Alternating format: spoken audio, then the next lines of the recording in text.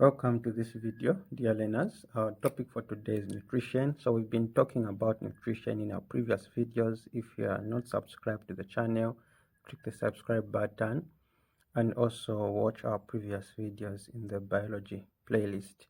So we talked about nutrition. We looked at types of nutrients in our previous videos, and also we discussed nutrition when we looked at characteristics of living things. We said all living organisms have this characteristic called nutrition. So now nutrition is simply uh, uh, a process by which living organisms, okay, so anything that is living undergoes some sort of nutrition, okay, undergoes some sort of nutrition, and this is where that organism obtains food, okay. So all organisms will require food for a lot of importances, okay. Food is very important to the body, and one of the major importances of food is to simply provide you with energy, give you requirements that you need, okay. So if you haven't watched any of the videos before this video, just watch our previous videos so that you can follow where the story started from. Okay, so nutrition is a process by which living organisms will obtain food, okay. And the type of organisms we have plants, okay, we have animals, and these, they all undergo nutrition but differently, okay.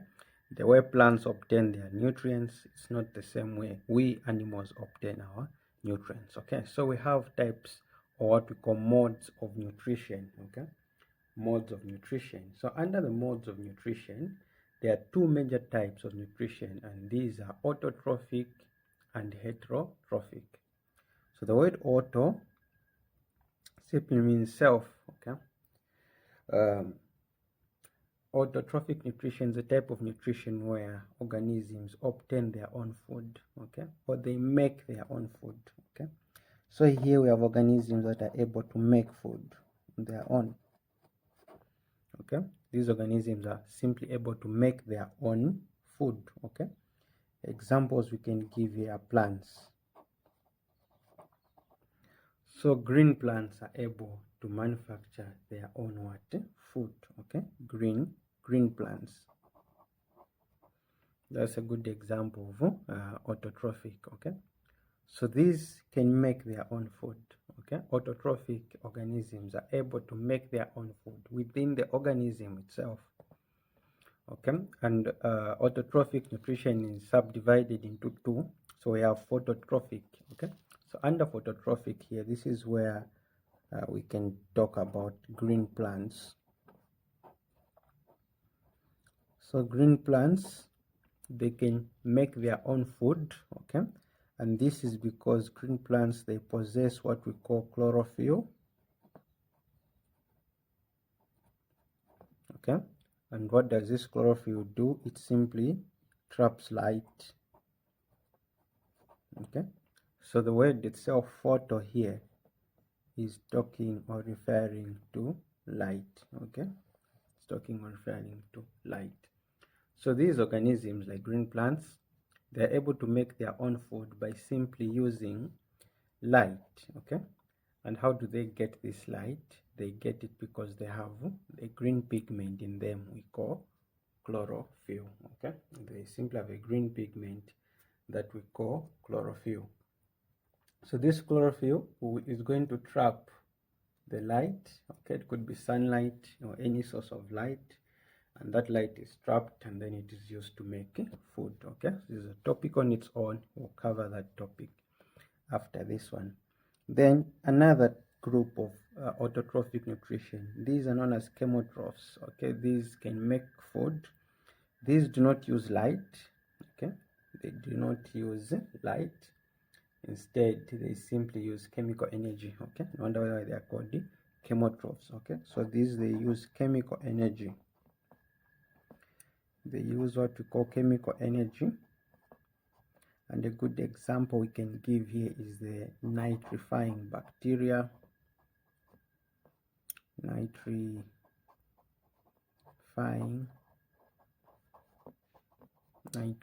bacteria. So nitrifying bacteria are an example of autotrophic organisms, simply because they make their own food, but then they're different from plants, because plants will use light, which is trapped by the chlorophyll, but the nitrifying bacteria uses chemical energy from chemical reactions. So when chemical reactions are taking place, they produce or give out this chemical energy, and the nitrifying bacteria uses that energy to make their own food. Okay, so these are the two groups under autotrophic nutrition: the obtaining of nutrients. Okay, so green plants, they'll make their own nutrients, they'll make their own food. Chemo, chemotrophic organisms like the nitrifying bacteria, they also make their own food, but they use chemical energy. That's the difference between the two. So a larger group of organisms that we call heterotrophic organisms, these, they do not make their own food. Okay, you can say these, they do not make their own food.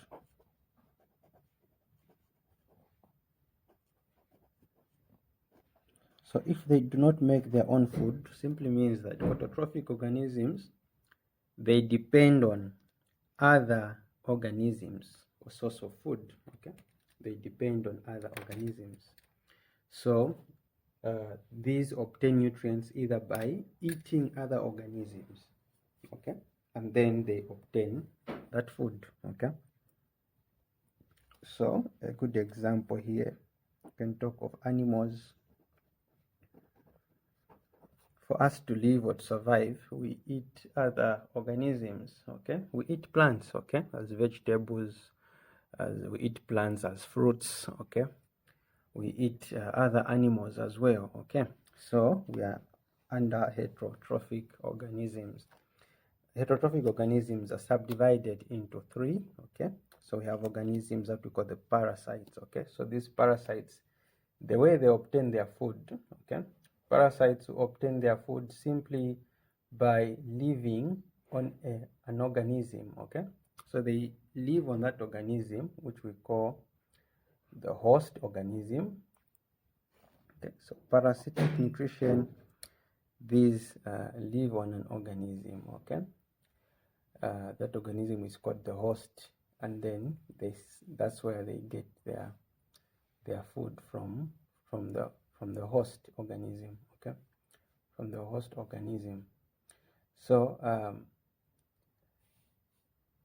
so you have let's say a dog. Okay, on a dog you usually find what we call a tick. Okay, so a tick on the dog, a tick is a parasite that is living on the dog, and it sucks blood out of the dog. Okay, so example you can talk about here, lice. Okay, lice is a good example of a parasite. Okay, and so we have got what we call endoparasites, and also we have ectoparasite. Okay, endo and ectoparasite. Then saprophytic or saprophyte is a type of nutrition called which is done by organisms we call saprophytes. Okay, these they feed on dead organisms. Okay, these feed on dead and decaying. Okay, they feed on dead and decaying organisms. Okay, and we'll look at saprophytic nutrition and so on. So our major importance, or what we're going to discuss broadly, is this type of nutrition that is called Holozoic nutrition. So the word Holozoic is referring to the fact that it consists of a lot of processes. Okay, a lot of processes will take place for this type of nutrition to take place, and it occurs here. We are going to talk of animals. Okay, so holozoic nutrition, this is done by animals. Okay, an example is a human being. Okay, so these are the three types of nutrition under heterotrophic nutrition. Okay, so holozoic nutrition. So let's go into details on holozoic nutrition. So holozoic nutrition, we've already stated that this occurs in animals, okay? And a good example of an animal for us to understand nicely, let's look at a human being. So holozoic nutrition takes place in animals, okay? And this is because animals, they have a special tube, okay, that starts from the mouth and ends at the anus, okay? And this tube is called the alimentary canal, okay? So the alimentary canal will start from the mouth and ends up to the anus, okay? So if you look at the diagram here, so you have the mouth, okay? So that's where the alimentary canal starts, okay? It's simply a tube that starts from the mouth and ends there at the anus, okay? So the alimentary canal, if I would ask you, name parts of the alimentary canal, it starts with the mouth, then the mouth to the esophagus to the stomach, okay? The stomach to the duodenum, the jejunum, and then the ileum. And the ileum takes the food into the large intestine, and then into the rectum, and then the anus, okay? So all these parts that I've listed here, they are what makes up the alimentary canal, okay? All these, they make up the alimentary canal. So meaning animals, they have this tube called the alimentary canal, and this is where they are going to be obtaining this food, okay? They are going to be obtaining this food.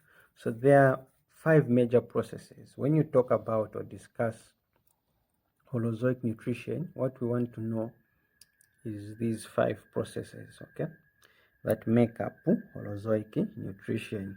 So holozoic nutrition, what you should bear in mind, occurs simply because these animals have got a specialized tube.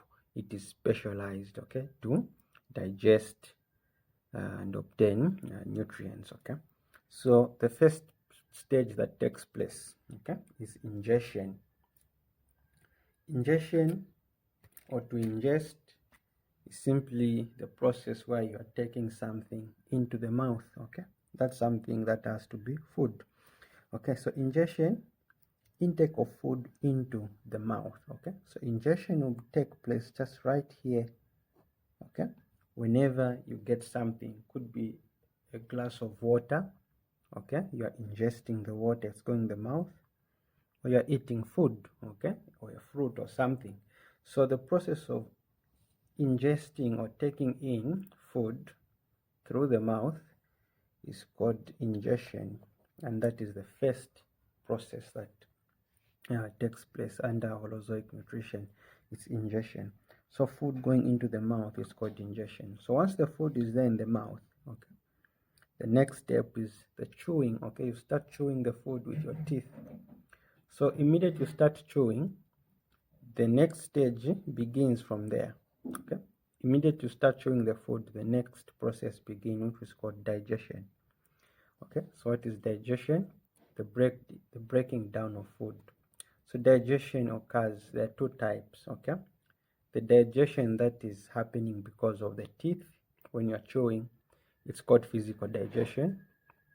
And the other one, digestion, will take place largely because of enzymes, okay? And that one is called chemical digestion. It's called chemical digestion because it involves chemical reactions, okay? Enzymes catalyzing those reactions, breaking down food into simple soluble molecules, and these molecules can then be absorbed, or they go into the bloodstream, okay? So everything that we eat always ends up in our bloodstream, okay? And for the food to go into the bloodstream, it has to be broken down into simple soluble molecules, okay? So the teeth first, the teeth will break down the food here into small pieces, okay? So the teeth only break down the food into small pieces, but the food to be broken down into molecules, that will be done by the enzymes, okay? 2 types of digestion, physical digestion and chemical digestion. So after the digestion is over, food is now broken down into simple soluble molecules, and these simple soluble molecules can now go into the bloodstream. And the process by which food goes into the bloodstream is called absorption. Okay, so the uptake of food into the bloodstream so that it can be used. Okay, food has to go into the bloodstream so that it can be used. The blood takes the food into all parts of the body, the brain, the muscles. Okay, the food will go to all parts of the body so that it can then be used. So the process is called absorption. Okay, and absorption largely takes place in the ileum. Okay, uh, absorption largely takes place in the ileum. Then so after the food is in the bloodstream, the food can then be taken up by cells. Okay, the brain cells, the muscle cells, okay, or other cells of the body will take up this food. Okay, and once these cells take up the food, the next process takes place, which is assimilation. Now this is how the body decides on how it's going to use this food. Okay, if it's glucose, it's going to use it for energy, or if it's proteins, amino acids, they'll be used up for making tissues. Okay, so assimilation is simply the usage of food by cells. Okay, so these four processes are done, and the last process simply tells you that there are certain foods that the body fails to digest, or certain things that remain in the system, okay, without being absorbed. Okay, so these will have to be removed out of the alimentary canal. Okay, so food doesn't stay forever in the alimentary canal, it has to go out. Okay, so egestion is simply the removal of undigested food from the body, and the food comes out through the anus as what we call feces. Okay, what we call feces. That is the last process, and process number 5 under holozoic nutrition. Okay, so we started here. Food is first taken into the mouth. Physical digestion takes place. Then the food is swallowed. Okay, so the process where food travels or moves from the mouth to the esophagus, the process there is called swallowing. Okay, and then food moves down to the stomach. The process here is called peristalsis. Okay, it's called peristalsis. So you have swallowing there, and then esophagus to stomach. This is called peristalsis. Okay, so peristalsis will take place until food reaches the anus. Okay, so the whole process, peristalsis will take place until food reaches the anus. Okay, so in the stomach here, it stores the food. Okay, the food will be stored for a minimum of 3 hours. Okay, in the stomach before it can start moving to the duodenum, ileum, and up to the large intestine, where food is converted into feces, and then it is passed out through the anus. Okay, so now that we've known what holozoic nutrition is all about, the biggest process under this, or the longest process, is digestion. Okay, so among the 5 processes we've talked about, the longest process is digestion. Okay, and we're going to look at digestion and how digestion takes place. So digestion, we've already said, is the breakdown of food into simple soluble ones which can be absorbed, and this digestion will take place in almost all the parts of the alimentary canal, starting with the mouth. So you have digestion taking place in the mouth, you have digestion taking place in the stomach, digestion taking place in the duodenum and the jejunum. Okay, so these are the parts of the alimentary canal where you expect digestion to take place. Okay, so the breaking down of food into, this is very important, you must state the breaking down of food into simple soluble molecules, or simple soluble ones which can be absorbed. Okay, and it takes place in the mouth, stomach, duodenum and the jejunum. Okay, so we're going to start with digestion inside the mouth in this video. Then in our next video, we'll discuss digestion in the stomach, and then digestion in the duodenum and jejunum. So digestion in the mouth. Okay, here we have to know there are 3 things that take place in the mouth. Okay, or 3 processes. And the first process, after you ingest the food, the first process that starts is chewing. So the other name for chewing, the biology name for chewing, is called mastication. So this is a type of physical digestion we've discussed. The teeth in the mouth will break down or crush the food into smaller pieces. Okay, you can say into smaller pieces. So here in the mouth, there are teeth there. They will seem to break down the food into smaller pieces. So why do we have to chew food? Okay, we chew food so that it can be broken down into these smaller pieces. This makes it easy for us to swallow the food. Okay, it makes us easy for us to swallow the food. Also, once we break down the food using our teeth, we create the surface area for the enzymes to interact with the food. The enzymes have to interact with the food so that it can break it down. Okay, and all this happens in the mouth. So this means that in the mouth there we have an enzyme. Okay, now we have types of enzymes. But for now we'll just talk about one enzyme at this level, just one enzyme that we'll talk about. Okay, so chewing, importances of chewing, I'll ask you this, is it makes the food easy to be swallowed, and also creates that surface area.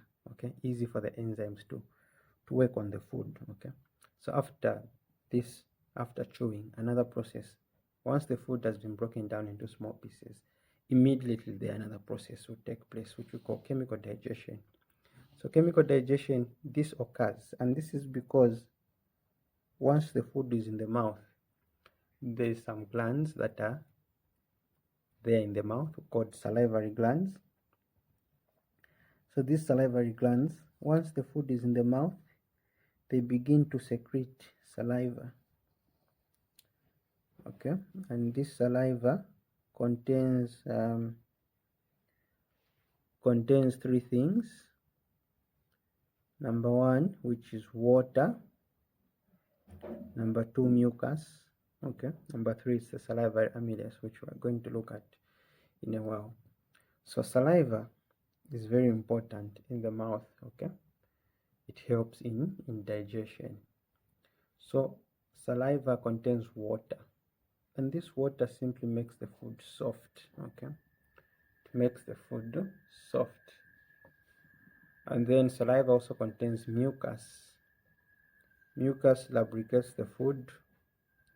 Why is the food being lubricated? So that it's easy for swallowing. Okay, why is the food being soft? Okay, for easy digestion. Okay, makes so it can be broken down. Okay, then apart from these two, saliva also contains the enzyme we call salivary amylase. This enzyme breaks down starch into maltose. Okay, so once we eat food, for instance rice, shima or cassava, that is starch. So in the mouth there you have this enzyme called salivary amylase, and its job is to break down this starch into the maltose. Okay, so now we are done looking at digestion in the mouth. This is where it ends. Just certain things we have to know is that this enzyme called salivary amylase, it works under a slightly alkaline pH. Okay, this is because saliva itself provides that slightly alkaline pH. Remember we discussed about pH when we talked about enzymes. Okay, so enzymes have got a certain pH where they will work best. Okay, so pH of salivary amylase is slightly alkaline. Okay, so it's slightly alkaline. It can fall between 8. Okay, it can fall between 8, which is close to 7, which is a neutral. Okay, so that is what happens. Okay, so the last thing, once all these processes are done, the food will have to be mixed. Okay, so what mixes food in the mouth is the tongue. So the tongue will mix the food into the mouth. It will mix it with the saliva. Then after chewing is done, the tongue itself will roll the food into what we call a bolus, and this bolus is what is swallowed. Okay, and then it goes into the esophagus. So in the esophagus, no digestion takes place. You look at it, it's just a tube that is connecting the mouth to the stomach. So there's literally no digestion taking place here. The only process we can talk about is peristalsis, where the muscles in the esophagus will be contracting and relaxing, pushing the food downwards, okay? Pushing the food downwards, okay? So the bolus will be formed here. You need to start to push the food downward until it comes into the stomach. And in the stomach is where digestion will start again. So digestion will start in the stomach, and that's what we'll discuss in our previous video. So I hope you've been able to learn something. Always feel free to leave a comment if you have any question, and you can always contact me on my number there on the YouTube channel. Okay, so we've looked at modes of nutrition, okay, and we looked at holozoic nutrition, just the introduction, and then we've discussed digestion in the mouth.